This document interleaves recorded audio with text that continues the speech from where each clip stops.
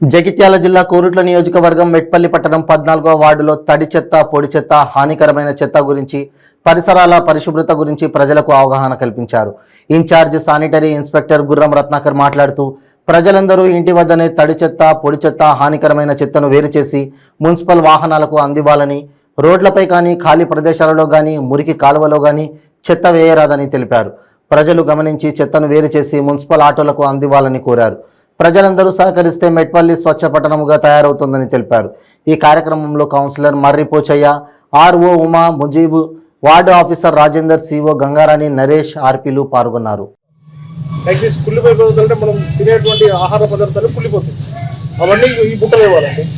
తర్వాత పొడి చెత్త అంటే కుర్కురే, బిస్కెట్ ప్యాకెట్లు, అవి వచ్చే ప్లాస్టిక్ కవర్స్ అన్నీ ఉంటాయి కదా, అవి అందులో వేయాలి. దీనివల్ల హానికర చెత్త అంటే హానికర చెత్త ఇది ఇంట్లో షుగర్ పేషెంట్స్ ఉంటారు, తర్వాత ఈ పట్టీలు, బ్యాండేజీలు చేంజ్ చేసుకుంటాం, ఇంకా డైపర్స్, ఇంకా చిన్నపిల్లలు అవన్నీ ఉంటాయి కాబట్టి అదంతా హానికర చెత్త. అది రెడ్ బాకెట్లో వేసి మా చెత్త సేకరించి ఆటో డోర్ టు డోర్ వస్తుంటాయి కాబట్టి దానికి అందజేయాలి. అది మీ కనీస ధర్మం, మీ కనీస విధిగా పాటించినప్పుడే వాటర్లు శుభ్రంగా ఉంటాయి, పంటలు శుభ్రంగా ఉంటాయి. ఇక లేదు మనం మూరలో వేయడం ద్వారా ఏమైందంటే మూరలో పందులు, తర్వాత కుక్కలు, హానికర పదార్థాలను తినే వాటికి విపరీతమైన రోగాలు వచ్చి మళ్ళీ మన దగ్గర తిరగబడుతుంది. అటువంటి పనులు చేయకుండా మున్సిపల్ సిబ్బందికి సహకరించి మన పట్టణాన్ని సుందరీకరణంగా, ఆరోగ్యంగా కాపాడుకోవాలంటే మనం అందరం కంకణబద్ధులమై తడి చెత్త, పొడి చెత్తను మున్సిపల్ వాహనంకి అందించాలి. ఇది అవగాహన కల్పించడం కోసం మన వార్డులో ఇలా ప్రత్యేకమైన చేపట్టిన ఈ కార్యక్రమం వచ్చిన మీ అందరికీ ధన్యవాదాలు.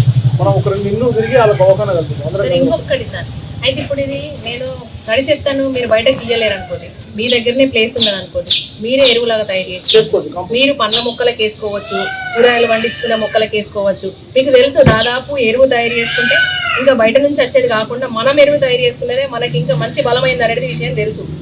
పూల మొక్కలకి వేసినా బాగుంటాయి. ఇంకా బయట నుంచి తెచ్చి కెమికల్ ఉన్నాయి ఇంకా అది కాకుండా మనమే తయారు చేసుకున్నాం అనుకోండి ఇంకా బెటర్. ఇట్లా మీరు సపరేట్ చెత్త వేసి తర్వాత సపరేట్ వేసి మీరు